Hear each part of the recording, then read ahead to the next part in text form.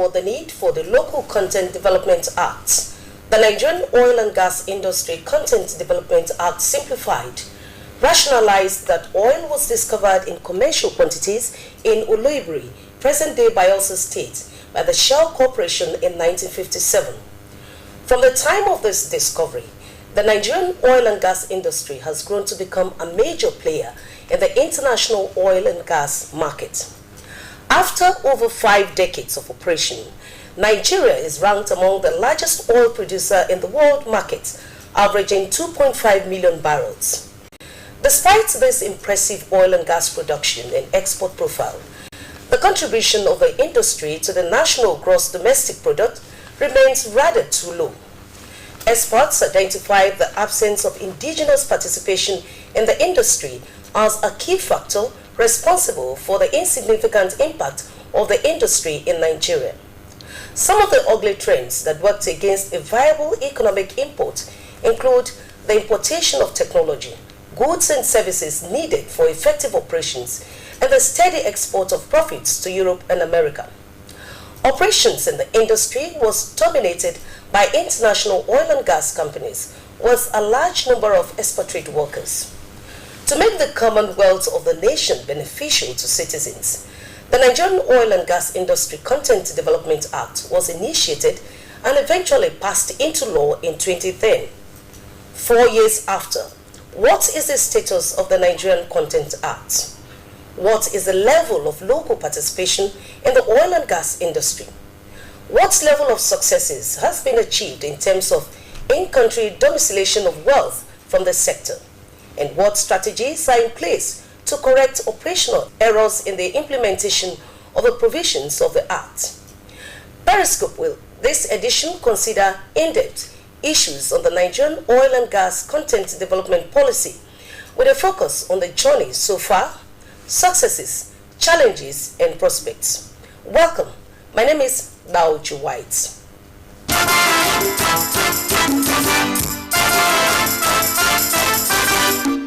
I'm being joined to discuss the issue, the Nigerian Content Development Act, by 3 gentlemen in the studio. On my immediate left is Senator Lee Maiba. Welcome to Periscope. Thank you very much. Next to him is Professor Godwin Igwe. He is of the Institute of Petroleum Studies, University of Port Harcourt. Professor Igwe, welcome to Periscope. Thank you. And last but not the least is Billy Gillis-Harry, National Vice President, Nigerian Association of Chamber of Commerce, Industry, Mines and Agriculture, NASIMA. Mr. Harry, welcome to Periscope. Thank you so much.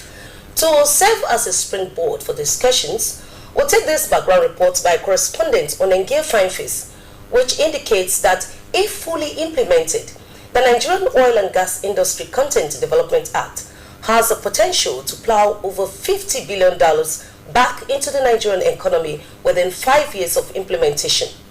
He reports that from 2010, when the content law was passed till date, the preponderance of international companies dominating operations in the industry and failure of Nigerian companies to assert themselves, however, raises concern about compliance with the laws of the land. The reports.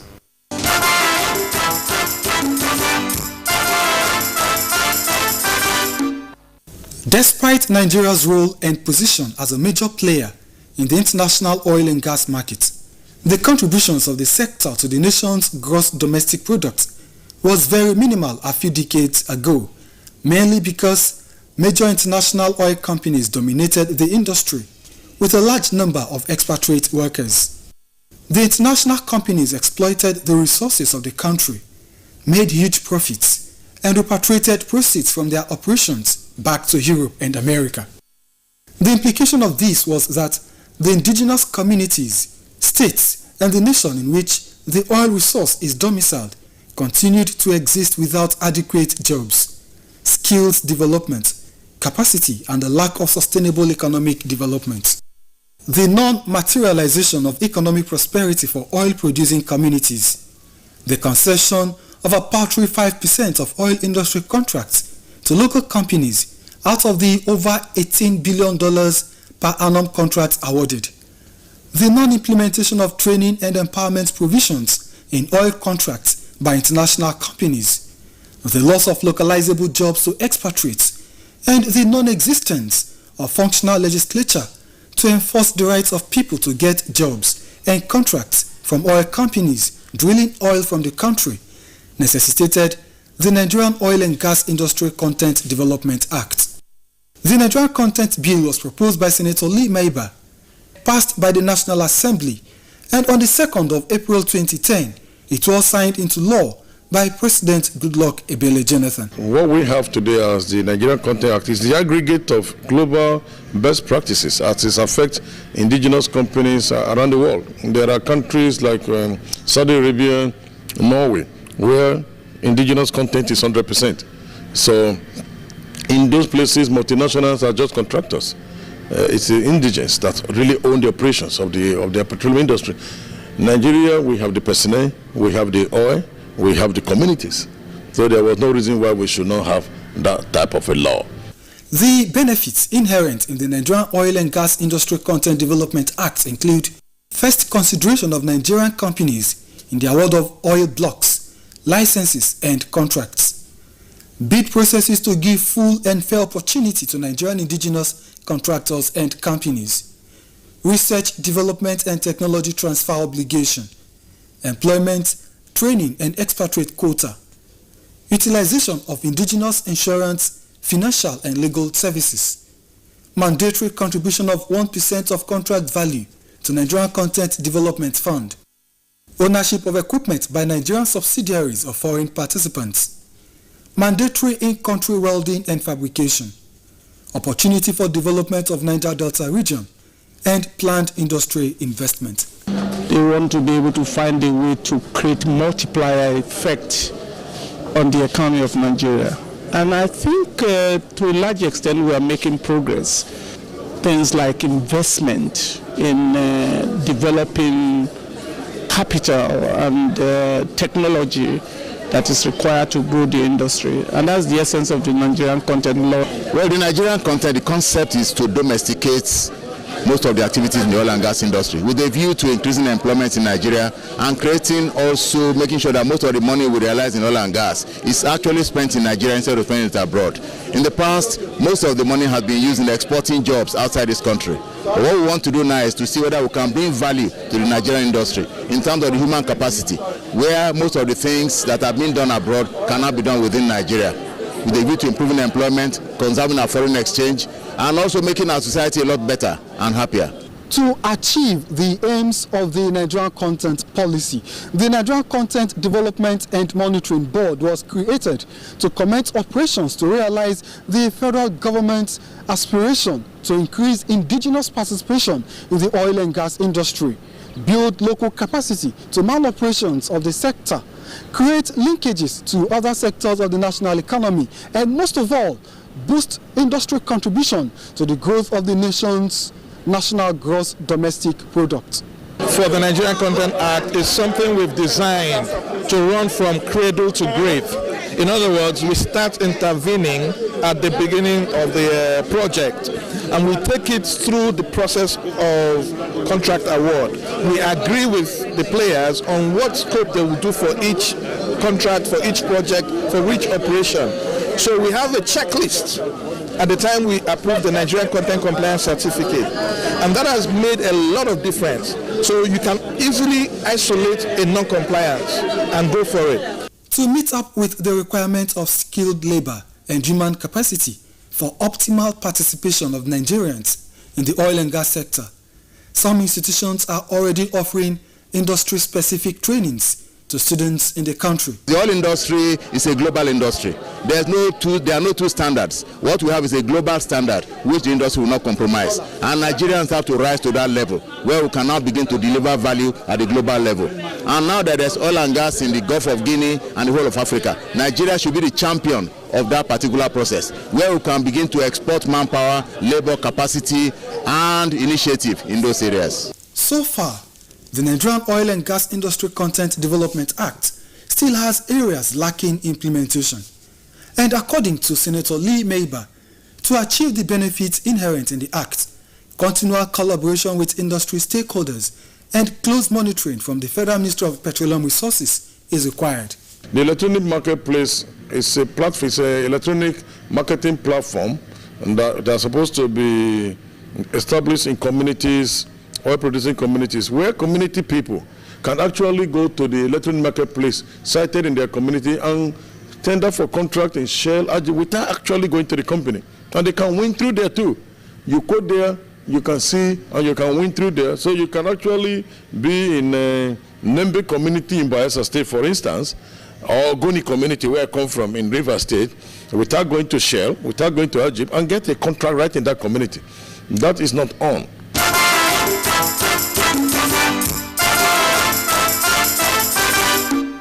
Well, gentlemen, we just listened to that background report put together by correspondent Onenge Fineface. Let me start with Senator Lee Maiba. The policy we have today, the Nigerian local content policy, was actually a private member bill sponsored by you, and you actually also authored the Nigerian Local Content Development Act book. Quickly, for the ordinary listener there, what do you mean by Nigerian local content, or what is it all about? Nigerian content, like you heard, is what is being generally referred as local content. But when writing the bill, we removed the law, the word local content, because local content, there's local content in Nigerian content. Okay. You know, local content means the content applicable to the people from the oil producing communities, where Nigerian content means the content available for Nigerians. So we have to capture it as a Nigerian law. So in 2005, the journey started in 2005. On my going to the Senate in 2003, one of my cardinal objectives as a petrochemical engineer, as somebody who works in the industry, and I've suffered marginalization from white people in the industry, and viewing Nigerian contractors struggling to get subcontracts from contracts that are originally supposed to be localized contracts. Have that urge, just started the Nigerian Content Act. We went to Brazil, went to Indonesia, went to Norway, and so many countries we went to, they are exiting local content. So we have to start, because we have been in this since 1958. And so we summarized it, wrote it, and in 2007 we couldn't pass it. We continued again in 2008 because I was able to return to the Senate for the second term.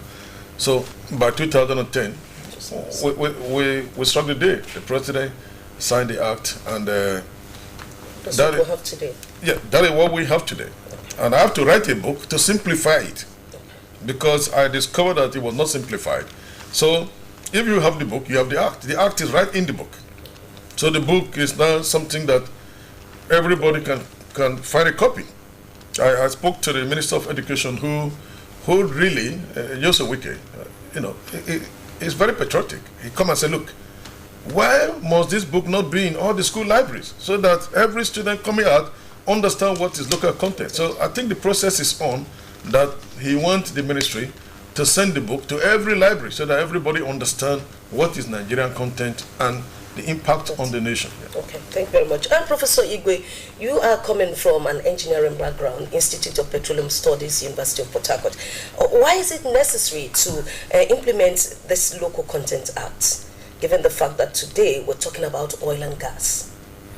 Well, the law itself adds value to the growth of the Nigerian economy. And I see it as a means of making life better for people in Nigeria. This law hasn't been fully implemented to enable the Nigerian people to realize the gains that should evolve, because it involves three key parameters.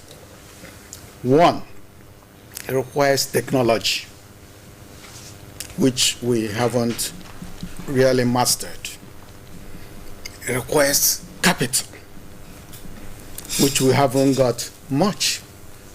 And most importantly, it requires people. If you have your people trained with the competencies that are required, then this law will be very efficient for our country. Okay. If you want to bring it down to Nigerian situation, you can also look at the federal character. and you want to distribute it to everybody. But in this case that involves technology, you really need some special skills. And I think we'll discuss that as we proceed. Because of the program. Okay. Yes.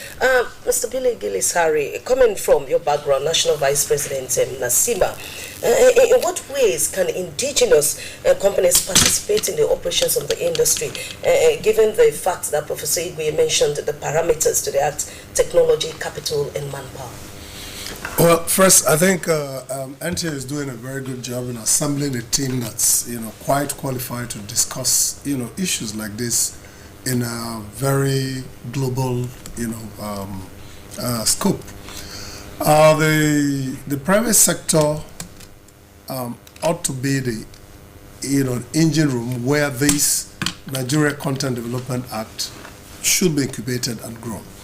One, because the whole thing about the law was geared to growing the capacity of Nigerians, without which we cannot really take ownership of this industry. And the way we can actually have capacity, from what Professor Igwe has just said, is simple. If there is a deliberate policy that is made where local companies, local Nigerian companies that have the capacity or have grown through the vetting process to be qualified to participate in this industry, should be given access to funds, should be given a deliberate opportunity to be participants in a contract process that should be able to deliver, not wishy-washy, but mentored and trained by the company that owns that job to become experts. And that's the first way to transfer technology. You see, the Kazakhstan model has so far proved to be the most efficient and easy way where local content is actually made applicable to local companies. Now, for instance, in Nigeria, every contract has 1% of the contract sum that's paid to the local content development board. Now, what is that money for? Is it just only for monitoring? That kind of money should form a fund base where private Nigerian local companies should have access to. The companies, the banking facilities that are given should be, the access to funds should be made easy for local companies to be able to access them, not as a gift, but as investment funds that should be able to come into play. Now, in Kazakhstan, if a company comes to be given, a mining job, for instance, and has that company, let's say that company is X company, before that company can develop that contract, it must have a local company that must do key strategic and critical services for that particular contract to be successful. And the way to do it is you train that local company, empower them, mentor them, and ensure that they deliver the same quality that you will deliver.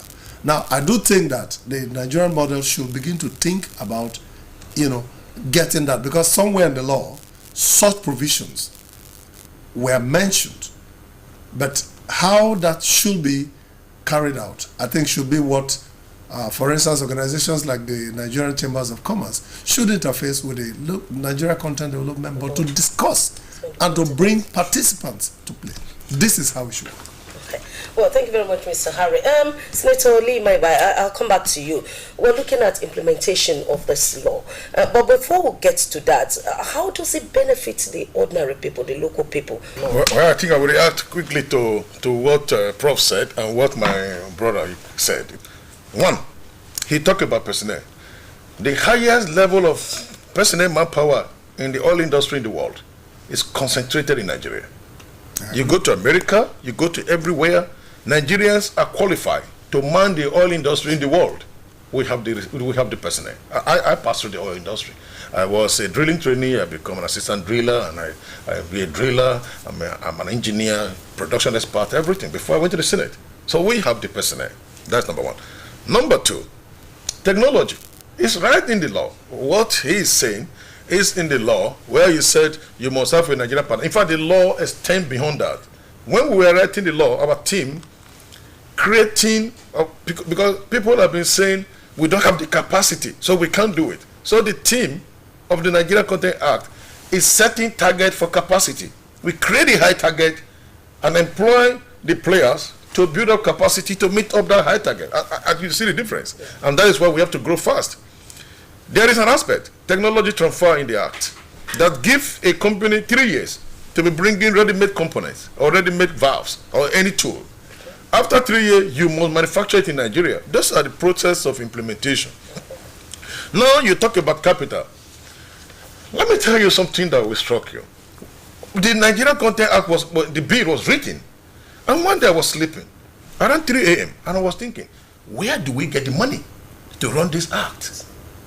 That was where I woke up 3 a.m. in the morning and called the consultant who were working with me, Dr. Francis Igwe'S of Human Resources. I said, look, we have finished a law and we have not provided money. And he said, what do we do? I said, look, 1% of every contract, every upstream contract awarded in the industry must be paid into a fund called the Nigerian Content Fund.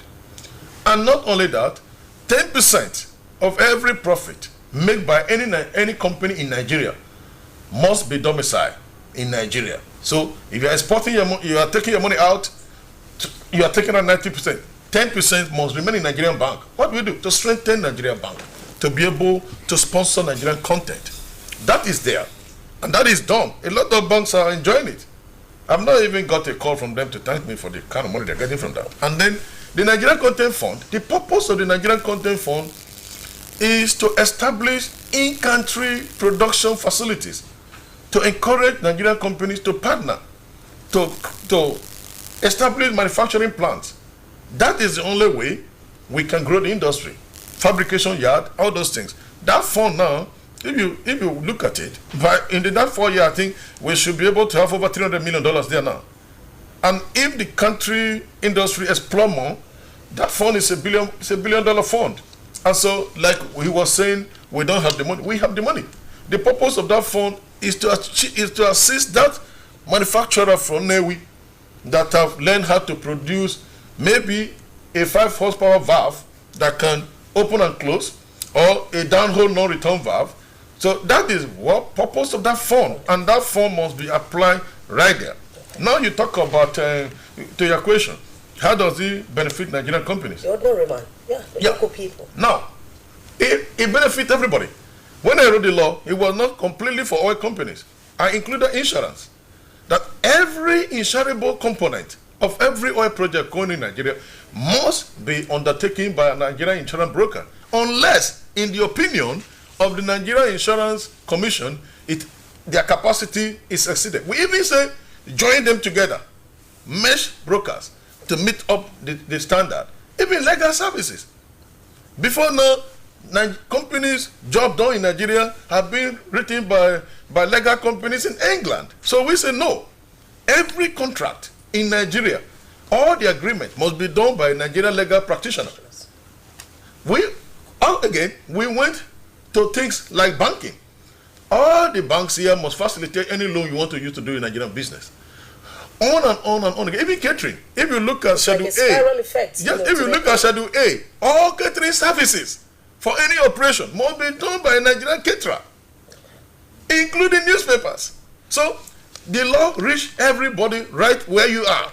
So it's something that we took time to write it. All right, thank you very much. We'll quickly take the situation report in Calabar, because we're looking at the Nigerian content, local content policy. And then from Calabar, stakeholders in the oil and gas industry have commended the local content initiative of the federal government passed into law in April 2010, aimed at increasing indigenous participation in the sector, as well as build local capacity and competencies, among other things. Correspondent Achibong Basi reports that they have, however, stressed the need to intensify efforts to take control of the sector by the federal government.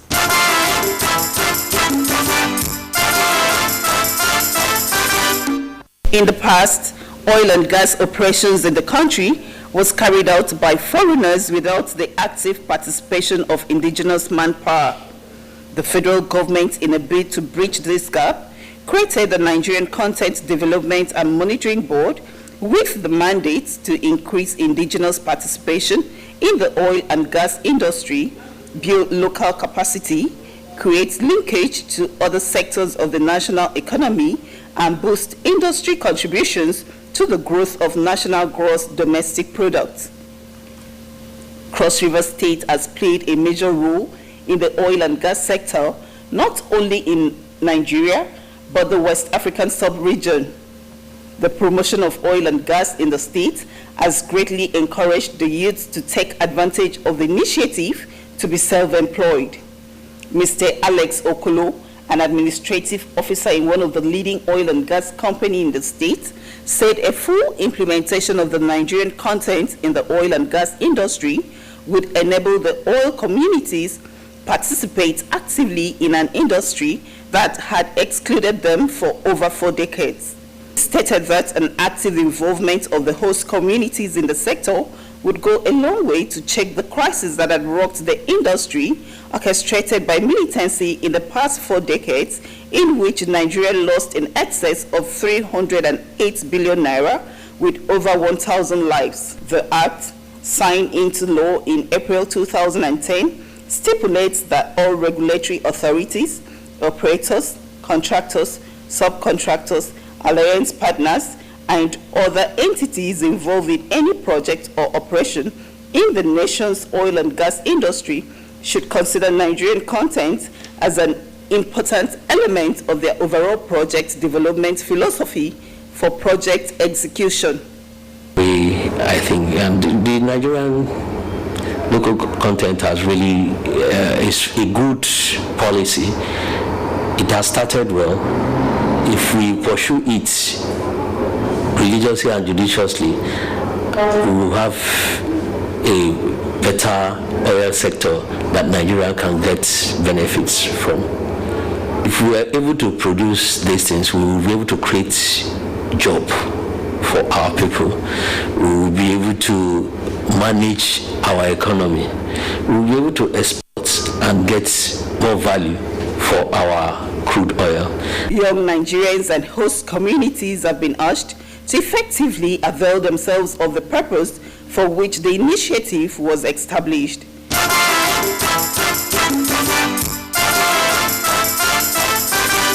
We just listened to that report on the situation in Calabar and the issues arising from there. First and foremost, while commending, the Nigerian local content policy, they talked about the role of the local communities, the host communities and all of that. But before we react to that issue, Mr. Harry, I'd like you to quickly take on this. Is there enough awareness and enlightenment on the Local Content Act? Well, I can tell you right away that there is not enough enlightenment. Even for up-tempo businessmen, that operate even within our level, it still takes quite a lot of studying and perusing to find out what exactly is needed. Now, alternatively, this could have been done differently. And of course, earlier I said that the Nigerian Chamber of Commerce is a widespread organization that's in all the 36 states and Abuja. And in some states, you have up to 4 city chambers of commerce. So that would have been a very, very strong platform for the Local Content Development Board to work with. One, take for instance the NIPEX platform was very successful because they worked with the Chamber of Commerce to penetrate into the system and was able to educate people on how to register and how to do things. So I think what is lacking really, and when you hear Senator Limaiba, trying to correct, values even right on live on the interview, but you can see the passion with which he has. Now he has to also participate with wider organizations. The Chamber of Commerce is very vast because we're in commerce, we're in industry, we're in mines, we're in agriculture, and we're in special duties. So it makes it very easy for that kind of platform to be able to penetrate the system to inform them. And I do think I recommend this to the federal government and even to the board. Now, having said that, since that information highway is not there to bring even people operating on a certain cadre, what I'll call middle-class businessmen, are not aware, there is just no way the local content policy, law, could be effective. So this is the point. And I think it's now with this expose you are doing, is very important for the board to now work with as many stakeholders as possible to really, really bring about the information that should be made known to Nigerians on the street. Because the benefits are too many. And it's important that Nigerians know this, Nigerians are aware, and of course Nigerians, you can trust them. We are very hardworking people. And once they know and are educated and literate about something, they will apply it, ask questions about it, and ensure that it impacts on their lives and therefore the country. So we are talking about the GDP. It's very easy to raise that up. Once the country is active, there is opportunity to make that active because of a law that's already supporting and deliberately bringing about capacity building, efficiency, and top-level service delivery to Nigeria. There are lots of barriers to entry into the oil and gas business, but we have been able to do something about it. Capacity building. The Institute of Petroleum Studies at the University of Port Harcourt, we train engineers who are ready to go into the industry and work. We have support from the oil and gas industry. The students go there for their industrial training, and we graduate them. Almost all our graduates have this opportunity of joining the industry immediately. That's capacity building. And that's the most important thing that one needs to do. Now, on the other hand, I think if you want to be a regulator, which the Nigerian content is, you need to have qualified people to regulate those people you want to regulate. You cannot allow yourself to be confused by those people because they have all the capital intensity to transfer any technology they want. We don't have the money to buy ships which will take the crude off. We don't have so many things that they have. So the government needs to give them some sort of ammunition to be able to prosecute those who don't want to obey the laws that have been enacted in the country. I understand some of them don't want to listen to the Nigerian content. They still bring in their people, excluding our own people. There must be some potency in the Nigerian Content Board to be able to actually effectively carry out the laws that they've been given over. Thank you very much. Senator Lee Maiba, you quickly react to that. Mr. Harry mentioned the issue of lack of awareness on the Nigerian local content policy. And I'm sure parts of the provision in that act took care of this. I want you to react to the fact that not enough awareness and the regulatory body, for instance, NACIMA, is not carried along in the implementation of this policy at that level. We're talking about awareness. That's what we're doing here now. That's what we have started. Like I told Fine Face when he interviewed me early in the year on this issue, I said, look, awareness starts from NTA, AIT, Channel, all our television stations. And the Nigerian Content Monitoring Board must work with NTA to create awareness. Everybody is the media. Apart from the media, we're talking about other bodies. I'm coming. Well, Ken Saroy will always tell me, he always tell us in Ogoni, say, look, that thing he's discussed with us yesterday is already in the newspaper. Because if it's not published, it was not discussed. Nobody knows it was discussed. So now, it starts from here. If we have a program in NTA that is basically dedicated to Nigerian content development, where we come here and review, where companies can also come here and say, what are you doing?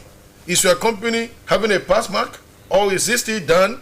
So those are issues of awareness. Then again, if you set up the electronic marketplace, which is envisaged in the law in oil producing communities, every local company in the community will now go there and register on the e-marketplace. That is where the awareness is driven. And that is why we said in every oil producing community, as many, even there are a million, establish an e-marketplace. That is, we take issue of enlightenment seriously while writing the act. If you have the electronic marketplace in your community, you know you are very, very aware there is a Nigerian Content Board. So also, Prof talks about issue of strengthening the board. They are all in there. Before you are issued a Nigerian content certificate, you are passed through all the hurdle. Another thing I will advise the Nigerian content board is continue to train them. Send them to the Institute of Oil and Gas Studies and train them to have more knowledge of dealing with those issues. So I think on the issue of enlightenment, the Nigerian Content Monitoring Board must work first with the print medias, because right in the act, everything about publicity, writing and everything is domiciled within the Nigerian communication industry. And so I think they should take advantage of that. Okay. Mr. Harry, quickly, perhaps you have an idea. What do you think is the role of the Nigerian Content Monitoring Board in actualizing local participation in the industry? Before Senator Leimaba will react to it. Well, the key factor, the key job that should be done is, first, the Nigeria Content Board should look for the critical needs, of the industry. These critical needs, like we've already said, will be technology, high capacity personnel to be able to take over this industry over the period of time. Now, what the board should do is training, enlightening, interfacing with relevant bodies, relevant organizations. Like, Leimaba just cleverly dodged the question, why is Nasima not involved? Because when he was writing that law, he didn't think of the value of an organization as powerful and as widespread as the Chamber of Commerce. So today he knows. I'm sure next time there'll be a whole lot of difference, because there's opportunity to review and always to correct, because the board itself has the responsibility to deliver on the mandate given to it through ways that are ethical. And this is one ethical way that the board should be able to put that working. So I do think that what the board should do is to train her own regulatory personnel, because they must understand that. They must enlighten and work with what the Chamber of Commerce, for instance, have an oil and gas desk, which I happen to chair. And so it's easy for us to reach out to all the areas. And like Senator Leimaba said, you can put your manufacturing plant in Sokoto and then operate down there so everybody feels the impact of that. Now, the Chamber has that reach and could be able to work that out. So my advice to the local content board in this respect will be train, reach out, enlighten, and get the financial institutions also to see what are the relevant areas of the law that should be able to help the local companies to grow capacity in terms of funding. Thank you very much. Professor Igwe, quickly, one word. Do you interface with the Nigerian Content Monitoring Board? Is there an interface with them? Yes. And how regularly have you been interfacing with them? We are actually member of the governing board, so we actually know what is happening. The problem, as I said earlier, is that we can't compete with the IOCs, but we can design softwares here. There are certain things we could do in terms of training, which we are taking care of at the Institute of Petroleum Studies. We can't buy all the big ships. We don't have ownership of those big capital-intensive equipments. But training is what we need to do, and we need to make sure that our local people, the welders, the people that can take care of the small businesses are involved. That is a social responsibility of the corporate organizations. Thank you very much. Well, from Bayelsa State, Samuel Lumunengi examines the impact of the local content to Bayelsans, where the headquarters of the Nigerian Content and Development and Monitoring Board is located.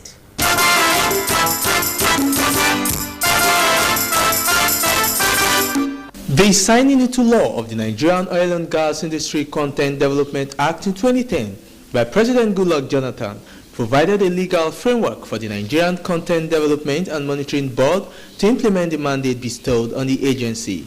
Some of the key mandates of the NCDMB include to review, assess and improve Nigerian content plans developed by operators and to engage in targeted capacity building interventions that will deepen indigenous capabilities vis-a-vis human capital development, infrastructure and facilities, manufactured materials and local supplier development. All these and more, the Nigerian Content Development and Monitoring Board is expected to revolutionize the oil and gas sector for the full benefit of Nigerians, especially in communities where oil exploitation and exploration activities take place.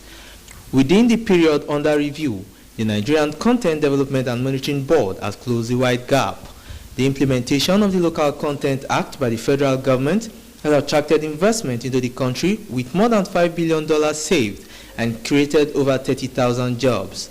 The board has also developed framework that has led to domestication of capacity, job creation, training of Nigerians in the professional and specialized areas that were hitherto exclusive for foreigners, spend retention of large sums that would have been taken away to other countries, and engage in studies, research, investigation, organize stakeholders' practical forum to share knowledge on the best way to advance the development of the Nigerian content. This year, actually took a bold step by consulting with our partners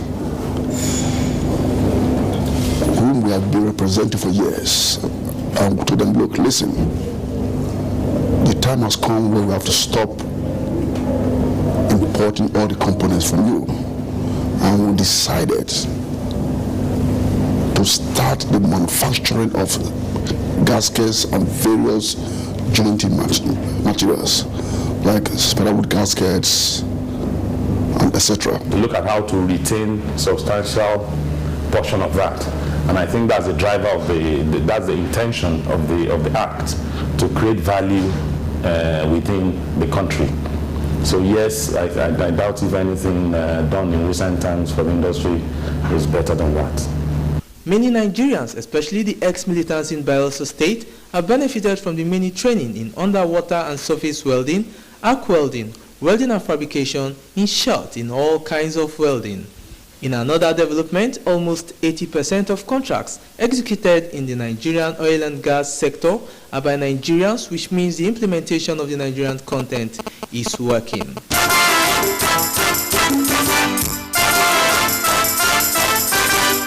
Yes, we just listened to that report put together by Samuel Lumunengi on the situation in Bayelsa State, where you have the headquarters of the Nigerian Content Development Board. Quickly, Senator Meba, in one word, what are the challenges facing total implementation of the local content policy?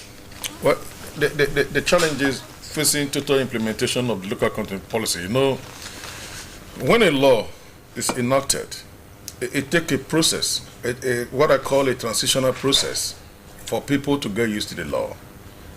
Companies have been used to doing business as usual, you know, but now there is a law.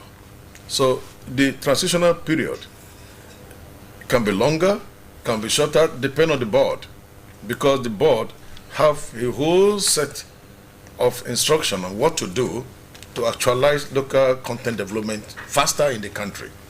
Like we say, henceforth, from the commencement of this act, you cannot bring any already welded component in this country because we want to create job for our welders. And so, if we say, if you want to make something like an FPSO, which is massive, the last FPSO done by Shell for the Bonga, there were over 150-something thousand welders that work on it. So, if that is done in Nigeria, if we need 150,000 welders, so you can see the kind of impact. And each of those welders, some of them earn up to $1,000 a day. Some of them earn up to $500 a day. So imagine those kind of, you know. So the Nigerian Content Monitoring Board is the one that have the way to say, look, the transition period can be shorter or longer. So all I say is that reduce the transitional period, make sure the companies are doing the right thing right now. Okay. We have set target for capacity. So push them to build the capacity to meet up the target we have set for ourselves. I think the Nigerian Content Board should leverage on the community to be able to have things like water supply, electricity, schools. Basic amenities. Yes, then they will feel the impact. You know, I think that's what they need to do.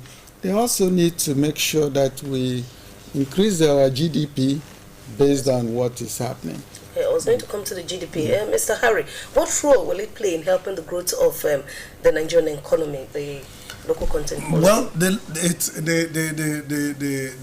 values that will come are marriage.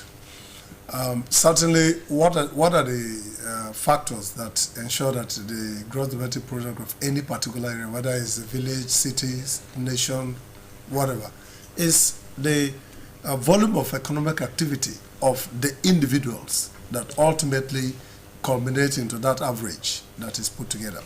So the local content being, even the fact that it's already been signed into law, and we do congratulate Mr. President and all the National Assembly members for making this work, and indeed everybody that has put this together, because it's a new day. And for us in the chamber, the growth of the economy is our focus. Whatever we advocate for is that the economy should be viable and should be growing. So I think that the daily work that is coming will add to the economic growth.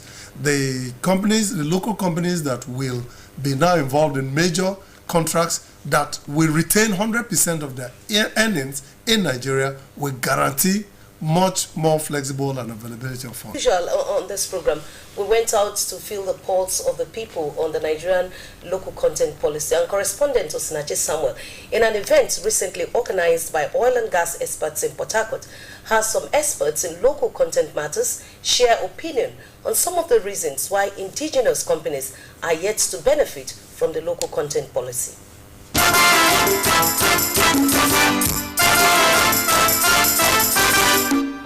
In our companies, particularly in the year 2013 alone, at least 160 companies failed to qualify for contract awards due to NC-related issues, even when most of them were technically qualified for the job. One of the thrusts of this policy is to ensure that projects that are handled in the industry, we have Nigerians that can be trained on the back of these projects. They can acquire the competencies that can help them migrate to permanent jobs in the oil and gas sector. We can say, fine, it's a Nigerian Content Act, but what about the people who are producing, who this oil is flowing from their farms and their backyards? You know, do they have the capacity to compete? So that is also means that people are coming from outside to take the jobs away from them. The law has been made since 2010. It's a public document, and we expect that serious-minded contractors and businessmen should avail themselves of the contents of the law.